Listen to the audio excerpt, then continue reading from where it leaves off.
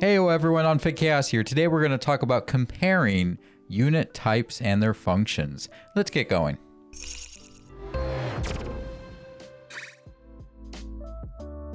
So we're going to get into unit types as I break them out and their functions. So right away, let's talk about the different ways that I've split up unit types to help talk about them. We're going to talk about shock troops, shield wall units, archers, muskets, cavalry, pikes, and support/other units. We're going to talk about the matchups for these, and we're also going to talk about their functionality. So let's get right into it with shock troops. Shock troops have two main defining features. That is that they have a charge and they will have a shield or block break. That's some sort of ability that's going to allow them to take out a shield wall and break down shield defenses. They're usually going to be the first pushing force when you get into combat. They're going to lead a charge and they're going to encourage the team to follow behind them. Two great examples of these are the guard unit from season 3 as well as the Azops from season 4. These are two units that have charge abilities, and the guards have the abilities to encourage knockdowns, and the Azops have their counterattack. Both of these allow them to engage a shield wall or push units on a point to then allow others to come up behind and clear it out. Those are two great examples and two great units to get for this. Though at low tier, something like an Iron Cap Swordsman will serve the purpose of pushing a point. So let's talk about shield wall units. The big defining feature of a shield wall unit is that 1, it has a shield, and 2, it is a defensive unit. These are units that are going to hold down a point and they're going to defend it very well. Great example of this is the Imperial Spear Guards. These are the late game unit as a shield wall. They use their shields and their massive health pools to hold down points, as well as points of interest, such as gateways, hallways, roads, you name it, they hold it down. Units other than the Imperial Spear Guards to watch out for are Spear Sergeants for another tier 4 option. They have a bit less defense, but they have a higher attack output, or for early game, you will use the Spear Militia. This will provide you another shield wall option that once veteran seed can also do Shiltrons and turtle formations. So let's get into ranged units. I'm primarily going to talk about archers and muskets, seeing as crossbows fit very neatly in between the two. So let's start out with archers. Archers' primary purpose is going to be dealing consistent damage from a distance. On top of that, they're going to specialize in taking out low defense units, but do struggle with taking out higher armor, higher defense units. A great functionality for archers is going to be laying down cover fire on points or in particular entrances and hallways. On top of that, late game archers do have really unique abilities that can either assist them in taking out higher armored units or can assist even more in laying down cover fire. Primary unit for low tier is going to be your Iron Caps, and then getting into something such as a Prefecture Archer. For late game, you really want to watch out for Nomcons from season 2. That is the go-to archer unit for late game. And you can also get some really good use out of the Vassal Longbowmen with their very high range, but you do have to place them correctly so that they do not get counterfired.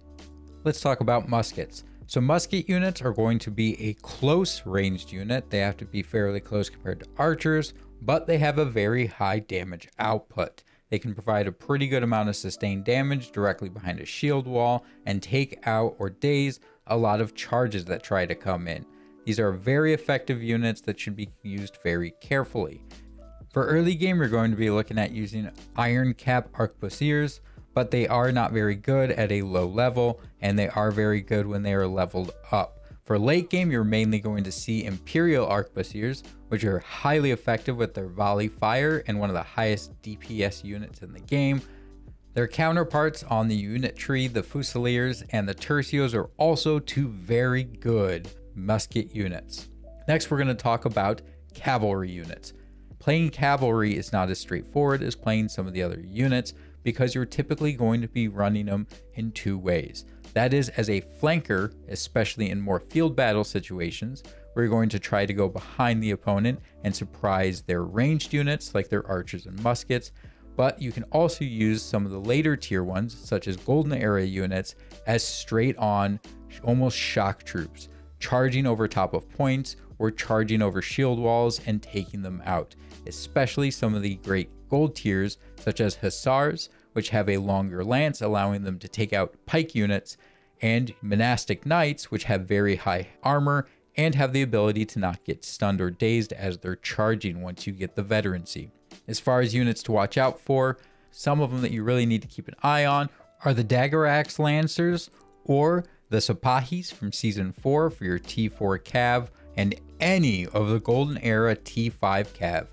That especially includes the Keshigs that you get from Season 2. Next, let's talk about Pikes. Pike's primary purpose is going to be dealing down a lot of damage. They're particularly a great counter for Cavalry, since they can engage them before the Cavalry engages the Pike unit. Pikes are primarily going to be used behind a shield wall to assist by dealing extra damage that the shield wall can't, as the shield wall protects them against their weakness, which is ranged units, since they have very low defense. Primary Pike units you're going to watch out for is early game. You're going to want to get your Pike Militia, as they are highly effective, especially once maxed out in their level and veterancy, as well as for late game, you're going to want Fortebracios from Season 3, as they deal massive damage, but they're not very good at pushing, primarily at sitting down in braced formation. For pushing, the go-to for everyone is the Imperial Pike Guards, as the Imperial Pike Guards deal down massive damage, but have an advanced ability that allows them to walk forward, knocking over opponents, as well as dealing excellent damage at the same time. Let's talk about support units. Support units are just units that do not fit into one of the other categories, or on top of that are highly effective with certain abilities at supporting your team. A great example of this are Falconetti Gunners. With their low firing arc miniature cannons that they carry around, they are highly effective at taking out opponents' siege equipment or other artillery that they have. They also are great at laying down cover fire on an objective point. The downside to them though is that they are not very good with defense, and on top of that, their low firing arc on their cannons do make it very difficult to place them and utilize them. Another example of this is the Martellatori, which are one of the mercenary premium units. They have a wonderful advantage at pushing siege tower and other siege equipment because they give it increased health as they are pushing it forward. These are definitely a go-to for those that love the game and want to spend more money on it. On top of this, I also want to include in the Pavis units from Season 3.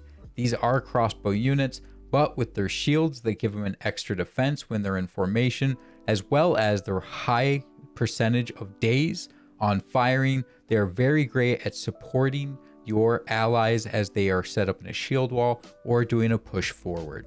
Now that we've covered a bunch of these groups, as well as some of the primary units that fit into them to watch out for, let's get into a quick rock, paper, scissors and discuss how these different groups interact. So if we start with our shock troops are units that specialize in taking down shield walls. With their special abilities and their block break, they're going to counter a shield wall very effectively. With that being said, a fully set up shield wall where you have not only a shield wall, but you have pikes supporting behind them, as well as ranged units in the back or other support to assist that wall, it is going to be very difficult for a shock troop to break through.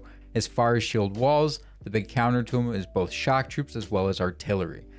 Cannons and other major heavy hitting artillery or units like the Falconetti are very effective at taking out a shield wall if a shock troop will not suffice. Archers are going to end up countering low health or low armor units, so in early game that's a lot of the units, and in late game is going to be other archers or shock troops that don't have very good defense, and they're going to help take them out over time with their consistent damage at a range. Muskets are going to serve the same purpose as an archer, but at very close range, and they're going to be better at taking out heavily armored units. A lot of the late game muskets also have other abilities that allow them to also daze and try to prevent a charge or shock troop purpose. Cavalry are going to be one of the ways to counter archers and musket units. You can play them as a flanking unit that goes around and takes them out from behind and tries to get behind a shield wall and charge over top of it and help take it out as well. You can counter cavalry with pike units as they set up into brace formation. They can take them out highly effectively. And on top of that, ones with special abilities such as your Imperial Pike guards can also use their advance to take out a cavalry charge. You also have the Pike units that we've mentioned, which with their low defense you can easily counter by taking them out with archers or musket units before the Pikes can get anywhere close to you. You can also take them out with certain cavalry units such as the Hussars, which have the longer lance that allow them to counter a Pike brace. So I hope this video helped you out with getting you a general idea of how different units work into different groups, their purpose, and how you can try to counter them. I will be putting out a video that's going to include me going through a couple matches and explaining the thought process and how I'm trying to counter various units in that. And you can see more up close about how this process works and how we think through various combat situations. So subscribe if you'd like to see that. Also, if you could hit the like button, that would help me out a lot. If you want to talk about this and get to know it a little bit better, you can keep the discussion going down in the description or Discord, or at one of my Twitch streams at 12:30 a.m. Eastern, Sunday, Monday, Wednesday, and Friday. Until next time, I hope to see you all on the battlefield. Oh my gosh! No! Get him! Get him! Yes! Yes!